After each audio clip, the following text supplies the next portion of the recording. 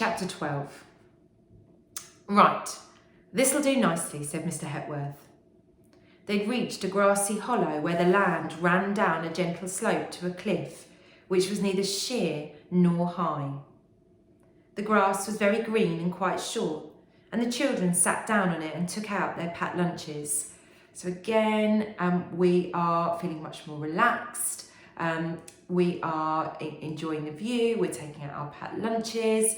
So the author builds us up and then brings us back down again, and our emotions follow this journey.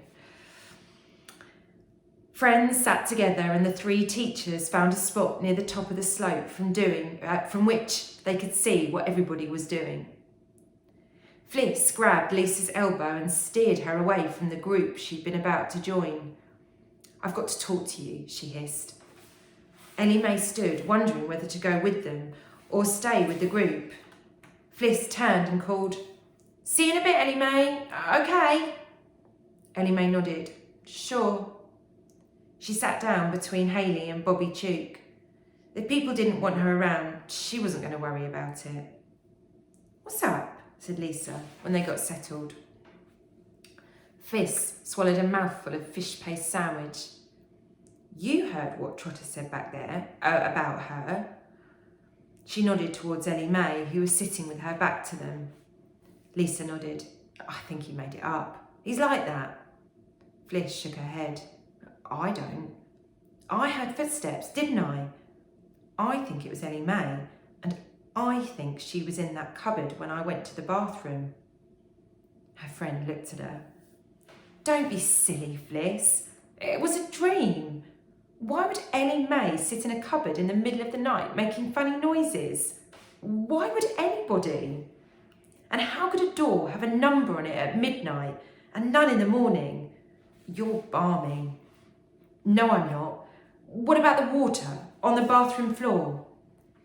"Anybody could have squirted water. People do it on purpose, don't they?" "Well, what about Ellie Mae then?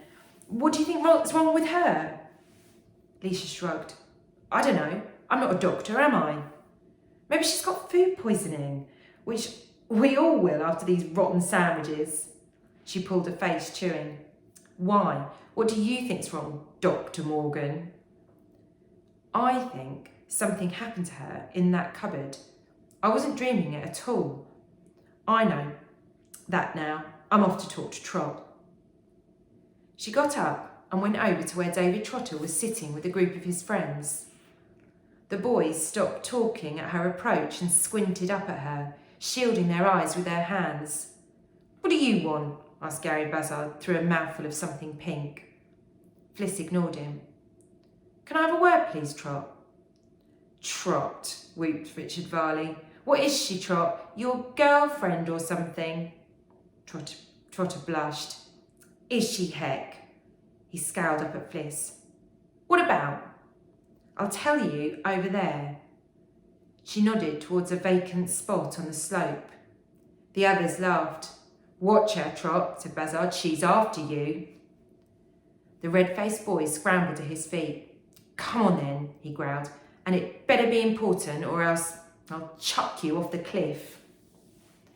They moved away from the others and Fliss told him what she'd seen and heard in the night, linking it with what he'd seen and with Ellie Mae's present condition. The boy glanced across at Ellie Mae once or twice while she was speaking, and when she'd finished, he nodded. "Okay, it all fits, and she looks rough, no doubt about that. But what I don't get is, why would she go up 2 floors and into a cupboard in the first place? And if she did, and something happened to her there, something bad, wasn't she told one of the teachers?" Fliss shrugged.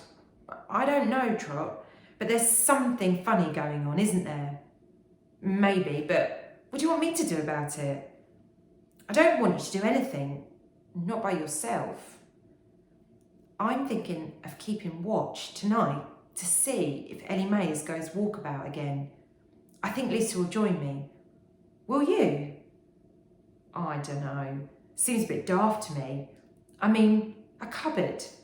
I ask you, Felicity, what could there be in a cupboard? Fliss. What? Fliss. Call me Fliss. Oh, I see. Fliss. What could be in a cupboard? Who knows, she chuckled. The point is, dare you keep watch with us and find out? How do you mean, dare I? Do you think I'm scared or something? Fliss has been quite clever there, hasn't she? So Trot was kind of in two minds about whether he wanted to get involved with this, and was doubting Fliss's kind of idea, really. And she's manipulated the situation by trying to suggest that he was scared, which is very clever. How do you mean, dare I? Do you think I'm scared or something? Could be. Well, I'm not, I can tell you that. Prove it. Watch with us. Okay, if Gary can come too. How do you know he wants to? Well, I don't yet. He doesn't know anything about it, but he'll want to be in on it when he does. Can I tell him? Fliss sighed. I suppose so.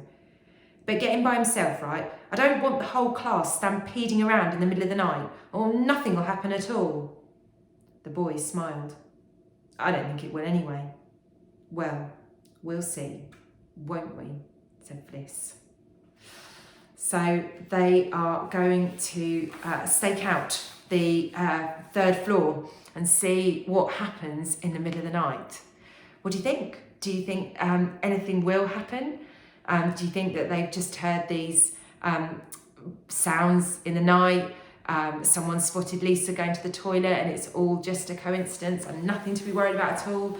Or do you think there's something more at play?